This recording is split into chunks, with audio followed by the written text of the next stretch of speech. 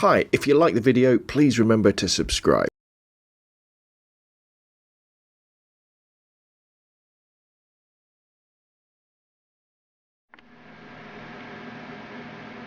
Hi, it's Rob from robandphoto.com with a quick look at the Canon 28mm EF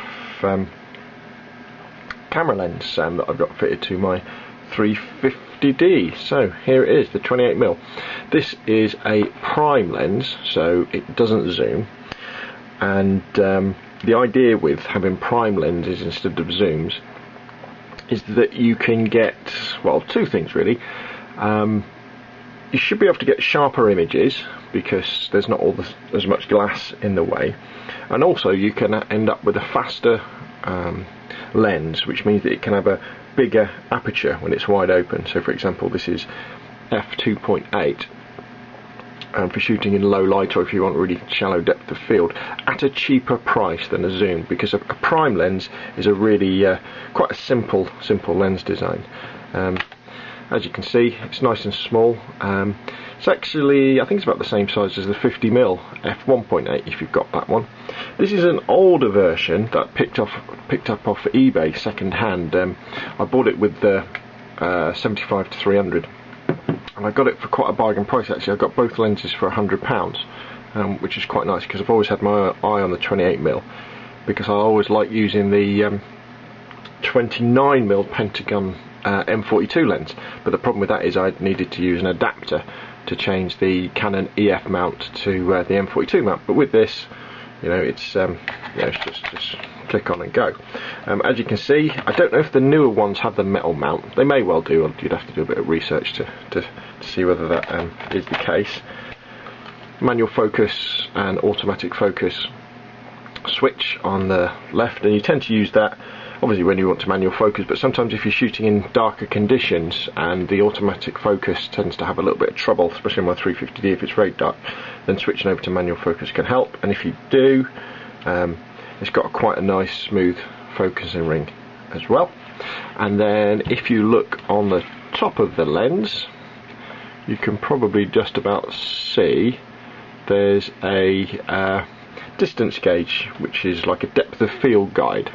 So what that means is when you select a particular aperture, say, I don't know, f5.6, and you automatically focus on something, say something that's 2 meters away, what this little guide will tell you that at f5.6, in fact, tell you what, if we focus on something, I don't know, about 10 meters away, tell us at f5.6, our range of focus would extend all the way to infinity, and then back to about just under 2 meters. So that's like your old-fashioned lenses and your more expensive lenses as well.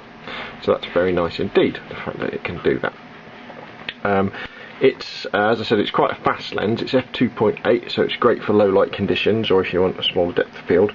But being a 28mm, it's also what we would tend to refer to as a wide-angle lens, which means that it offers a wider angle of view in your photographs than say a standard lens, which is generally referred to as a 50mm. However, it's not an ultra wide lens, especially when you use it on something like the 350d, 400d, 450d, anything with a crop sensor. Because what happens with a crop sensor camera like these ones is that because the sensor is actually smaller, you have to, the picture turns out to be of a closer equivalent focal range, and with Canons you have to times it by 1.6. So if you say it's 1.5, so it's about 15, so say 30 to 15, so it ends up being round about like a 45mm lens on a full frame or a film SLR, which, you know, isn't that wide angle, but I really enjoy using the 28mm because it just gives you that extra bit of space in your photos to get things like foreground interest if you're doing a landscape, or if you're doing portraits, you can get up close to people and get all sorts of strange effects. I have noticed a little bit of barrel distortion at the edges, which is where you take a photograph, say, of a building, and it's fine in the middle, but as you get closer to the edges it starts to curve a little bit, but that's common with wide angle lenses, and I don't notice it that much. You've just got to be a little bit careful about making sure that your camera's straight, and with Photoshop and various photo editing software like I think Lightroom can do it as well, you can take those sort of curves out, and that they're only very, very slight.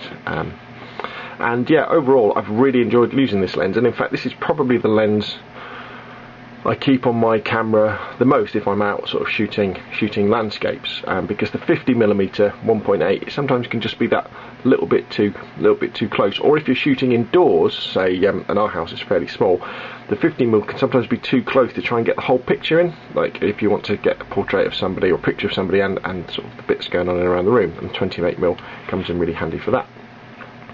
The big disadvantage, and the other thing is it's very light as well, so the camera, even like my 350d with the battery grip on, when you've got the 28mm lens on, it's very light and easy to use. Disadvantage is, obviously, there's no zoom, so you've got to move around with your feet, so you've got to use your feet zoom, and that will mean that there's always going to be situations where you miss shots, because you can't get physically close enough, because you can't move fast enough. Or you can't physically get there, say you're on the edge of a river or something, you know, then you've got to take the time to take the lens off and put your zoom on or put your 50 on or something like that.